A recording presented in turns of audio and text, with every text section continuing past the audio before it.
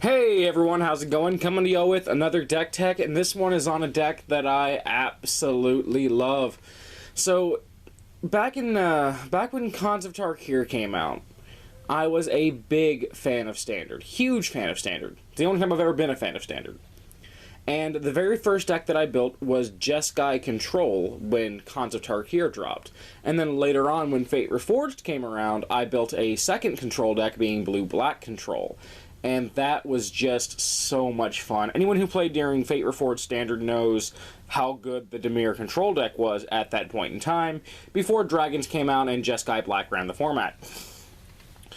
But I had a lot of fond memories of that time, and whenever they showed the spoilers for Commander 2017, I remember getting very excited over Taigam Sidisi's hand. While everyone else was getting excited over the blue-white Taigam, they were excited over Oju Taigam, I vastly preferred Sol Taigam. Not only because it brought back memories of playing Standard with Fate Reforged, but I saw genuine value in the commander. So, in case you don't know, he costs 3, a blue and a black for a 3/4 legendary creature human wizard. He says skip your draw step. At the beginning of your upkeep, look at the top 3 cards of your library, put one of them into your hand and the rest into your graveyard. So instead of drawing cards during your draw step, you're replacing that by selecting from the top 3, taking one and bidding the others, which, as many Commander players know, that graveyard usage is a resource in and of itself, so we're basically drawing 3 cards very often. And then when you look at the next ability, pay a black and tap, exile X cards from your graveyard. Target creature gets -X until end of turn. This is removal on a stick. It's spot removal on a stick, and it's part of the reason why I don't have to run tons and tons and tons of dedicated spot removal in my 99 like many other control decks do. I still run a few pieces. I probably should still run a few more than I do, but Taigam's ability is just so good at killing off creatures, because I always have a massive graveyard. Often there's tons of lands in there that I don't have anything to do with. I'll happily exile 4 lands to give your commander -4/-4 and kill it, or to give your win con -4/-4 and kill it, or just to kill off your Beast Whisperer, because I'm tired of you drawing cards. Overall, very powerful effect, and since we're skipping our draw step, we could mess around with, kind of meaner cards, the Zur's Weirding, and the Omen Machine, and things like that. I purposely didn't include those. I didn't want to build a stacks deck. I just wanted to build a control deck in the same vein that you would have found in Standard or in Modern or in other formats. So, let's move into the 99. The lands are just the lands. We'll go ahead and breeze through these. Command Tower, Polluted Delta, Underground Sea, don't be impressed. It's a square-cornered collector's edition. Watery Grave, Sunken Hollow, Fetid Pools, Ice Tunnel, Morphic Pool, Underground River, River of Tears, Darkwater Catacombs, Sunken Ruins, Choked Estuary, Drowned Catacomb, Tainted Isle, Temple of Deceit. That's it for the dual color lands. I will talk a little bit about some of the other lands, like Minamo, School at Water's Edge. This is fantastic because we can use this to untap our Taigam to get a second use out of his removal effect.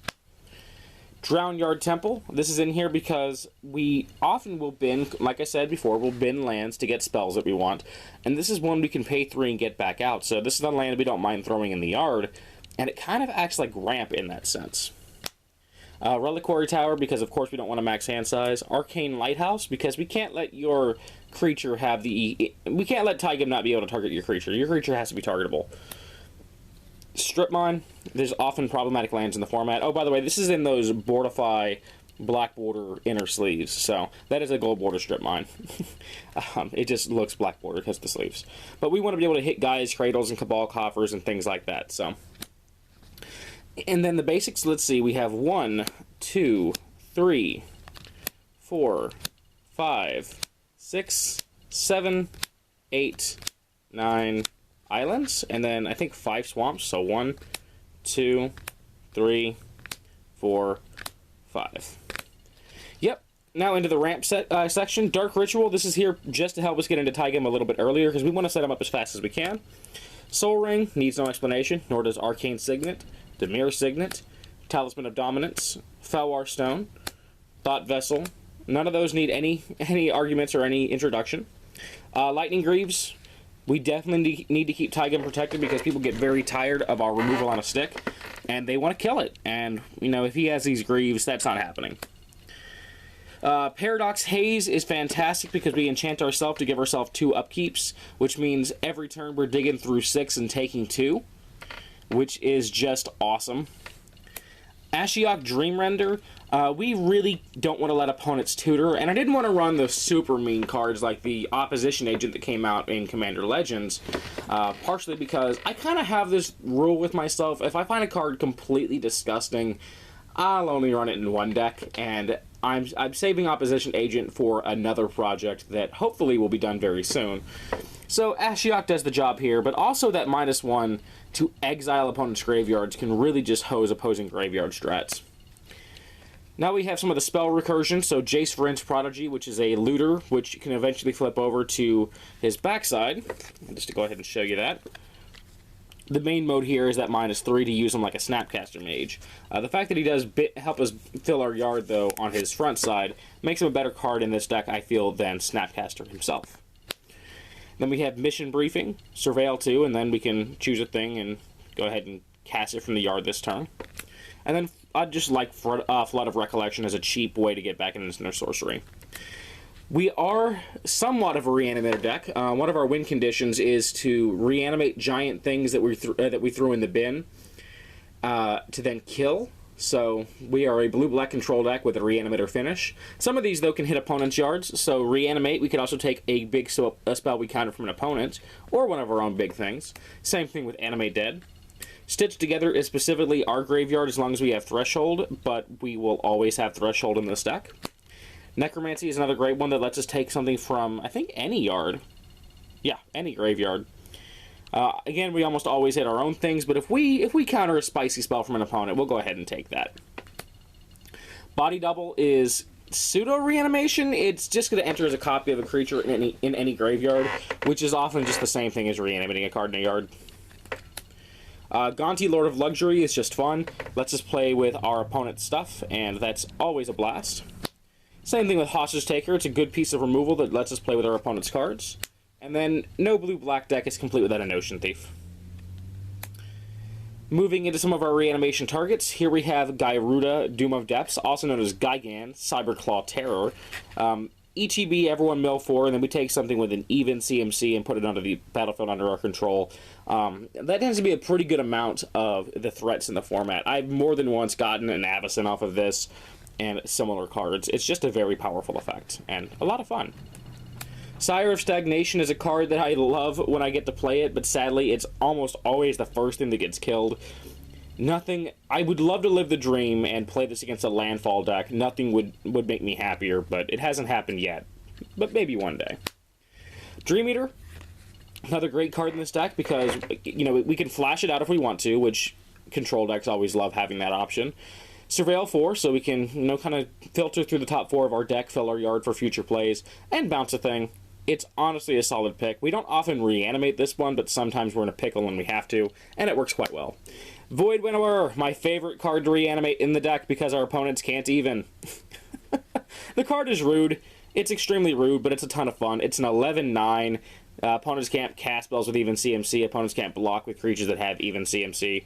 And 0 is even, so if you have tokens, you're just not blocking the Void Winnower. You're not blocking anything, actually. Vengeful Pharaoh is a card that I love to put in the yard because it can just get people out of nowhere. So it says, whenever combat damage is dealt to you or a planeswalker you control, if the Pharaoh is in your yard, you can destroy the attacking creature and then put Vengeful Pharaoh on top of your deck.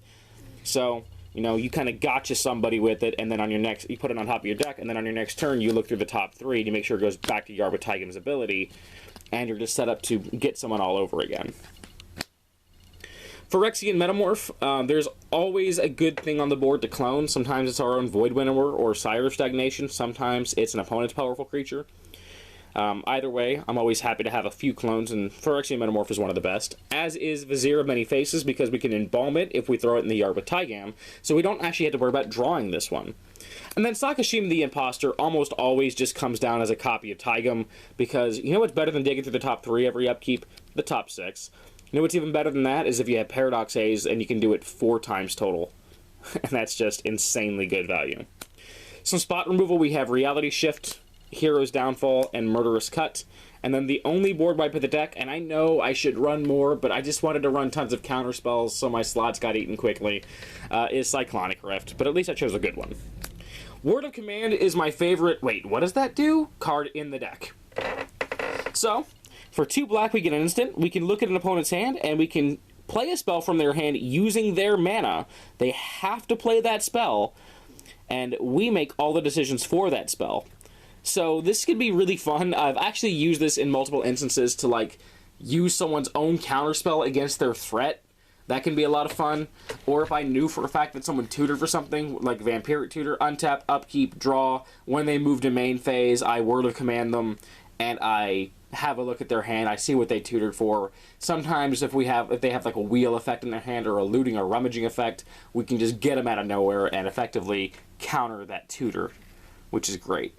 Love this card. I know it's probably not the best card to slot here, but I just love the reaction it gets from everyone at the table. Swan Song.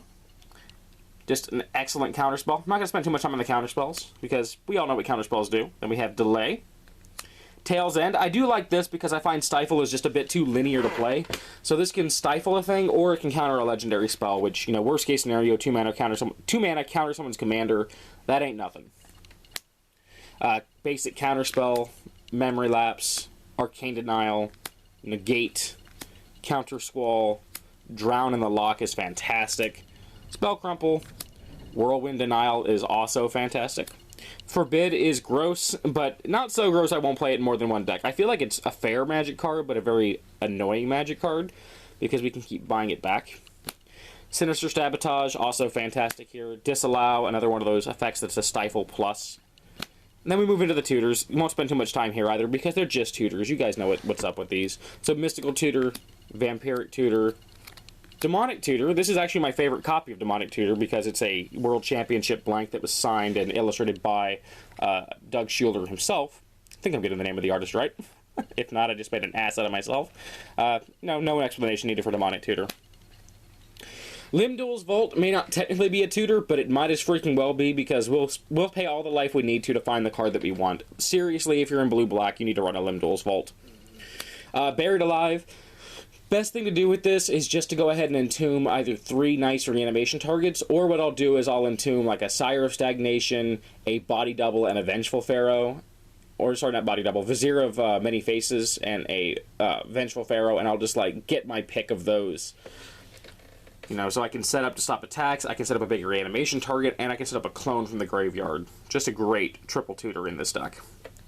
Sidisi, Undead Vizier. I don't see this in a lot of non-Jund and Obzon lists, and I feel like I should see it more than I do. It's just a fantastic tutor on ETB. Some card draw spells. We have Ponder, Brainstorm, need no explanation. Windfall, because sometimes we just need to refill our hand, and it can get pretty nasty with an Ocean Thief. Notion Rain, so it's kind of like Read the Bones, but it surveils, which is strictly better for this deck. Phyrexian Arena, doesn't need any explanation, we just want to draw some cards. Necropotence, the skip your draw step part is already happening in this deck anyways, so it doesn't really come with any serious downside, and we will often find one of our no-max hand size effects, so I'm not too worried about having to exile things instead of discarding them. Powerful Magic card, still a broken Magic card today. Deep Analysis, it's a card draw spell that I don't mind throwing in the bin because I can flash it back. Dig Through Time, fantastic card selection because, again, we can just, you know, delve away from our yard. Search for Azcanta, which is great card filtration.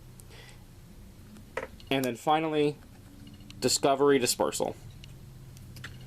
Alright, and that is my Taigam Sidisi's hand deck. It is one of my favorites in my entire deck lineup. I love playing Control, even in Commander, and I think if you haven't tried it out yet, you guys really should. It's a great deck with a lot of fun to play. So, hope you enjoyed, and I'll see you next time.